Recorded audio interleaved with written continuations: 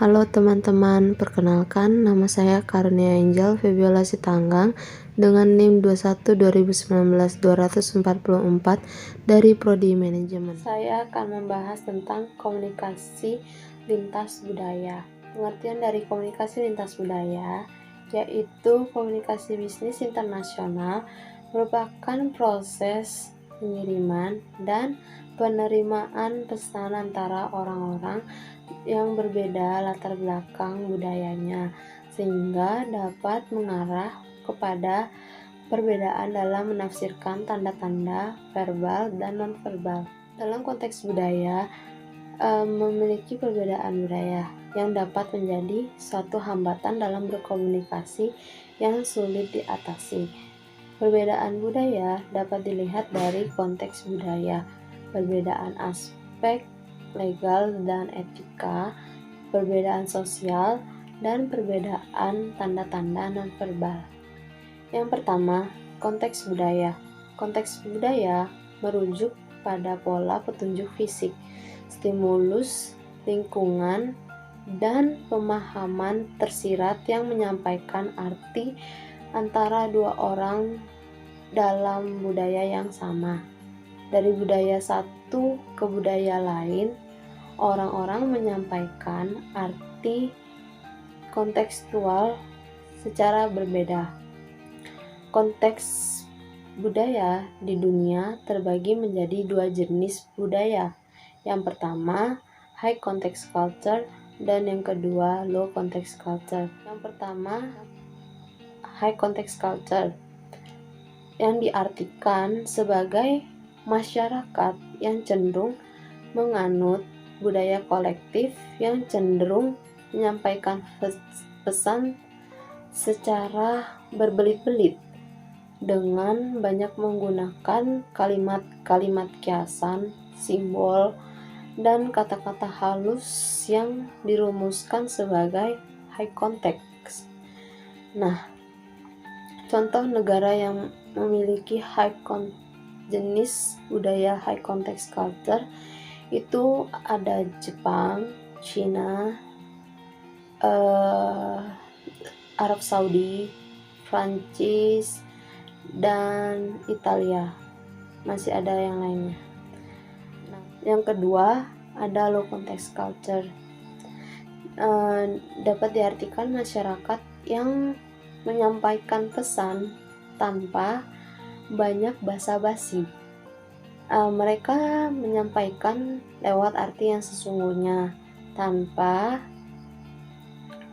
kalimat-kalimat atau kata-kata kiasan yang berbelit-belit agar bisa dimengerti. Pola komunikasi seperti ini cenderung digunakan oleh masyarakat bersifat individualistis. Dalam sebuah pembicaraan, mereka cenderung belak-belakan, langsung pada inti apa yang ingin diucapkan, tanpa menyinggung kata-kata yang akan dikeluarkan, sehingga kemungkinan lawan bicaranya tersinggung lebih besar. Negara yang memiliki low context culture itu seperti negara United States, United Kingdom, Kanada, Jerman, dan masih ada negara yang lainnya. Nah, selanjutnya perbedaan aspek legal dan etika. Dalam konteks budaya juga dapat mempengaruhi perilaku legal dan etika. Dalam perbedaan legal dan etika ini dapat kita lihat dari beberapa aspek. Seperti yang pertama, high context culture. Pada budaya yang konteks tinggi, ini lebih mengutamakan perjanjian secara lisan. Sedangkan pada budaya dengan konteks rendah atau low context culture mengutamakan perjanjian secara tertulis. Lalu ada perbedaan budaya dalam konteks status sosial. Nah, perbedaan dalam status sosial ini dibagi menjadi 4 bagian.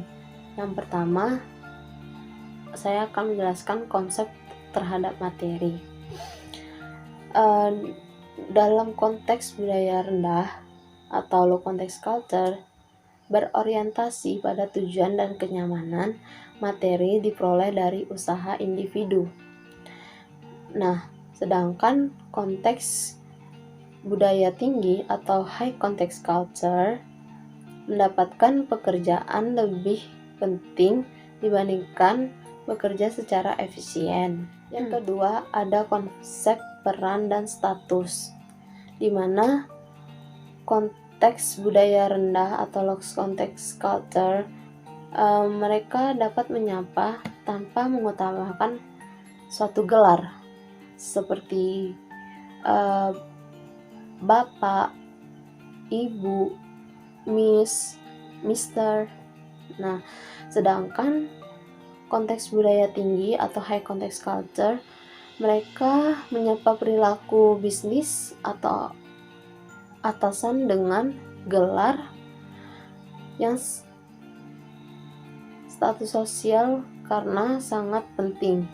Bahkan di luar pekerjaan ataupun di luar kedinasan, mereka tetap menyapa atasannya atau pelaku bisnisnya dengan gelar. Yang ketiga, ada penggunaan cara dan sopan santun.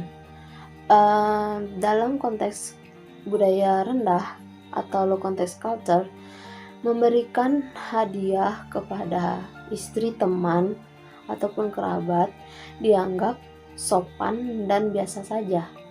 Atau mencium istri orang ataupun kerabat sebagai ungkapan kehangatan dan persahabatan itu dianggap oleh konteks budaya rendah sangat wajar dan biasa. Sedangkan konteks budaya tinggi atau high context culture memberikan hadiah kepada istri ataupun kerabat, teman dianggap tidak sopan. Apalagi di saat mereka mencium istri, kerabat, teman akan dianggap sebagai bentuk yang tidak baik atau kurang ajar. Nah, itu adalah konteks budaya tinggi. Yang keempat, konsep waktu, di mana konteks budaya rendah, low context culture, menganggap waktu itu sebagai cara merencanakan hasil kerja dengan efisien. Karena waktu diperlukan dengan sangat berharga. Sedangkan high context culture, budaya tinggi, cenderung tidak menghargai waktu, sehingga istilah jam karet atau ulur jam merupakan hal yang sangat biasa pada high context culture. Nah, yang terakhir ada perbedaan tanda-tanda nonverbal. Dalam konsep ruangan, pada budaya dengan konteks budaya rendah, ruang kerja lebih tertutup karena mereka lebih menghargai privasi seseorang. Sedangkan budaya tinggi, high context culture, mereka lebih cenderung terbuka. Atasan bawahan dapat saling melihat satu sama lain, seperti dapat kita lihat di perusahaan-perusahaan, contohnya perusahaan Jepang. Lalu ada kontak mata. Pada budaya yang berkonteks rendah seperti Amerika, jika seseorang tidak membalas tatapan mata, maka dianggap orang itu tersebut mengelak atau tidak jujur. Sedangkan pada budaya konteks tinggi seperti di Asia dan Amerika, dengan mempertahankan tatap muka ke bawah merupakan tanda penghargaan atau penghormatan. Sebaliknya, menatap mata langsung dapat dianggap sebagai bentuk ketidaksopanan pada konteks berbudaya tinggi. Dalam bahasa tubuh, konteks budaya rendah lebih mengklarifikasikan pesan-pesan yang membingungkan. Namun, dalam perbedaan antara budaya bahasa tubuh dapat memberikan pengertian yang berbeda. Misalnya, dalam budaya dengan konteks yang rendah, itu mengangkat kaki ke atas meja merupakan hal yang biasa. Namun, pada budaya konteks tinggi, hal itu dianggap sebagai bentuk ketidaksopanan atau penghinaan.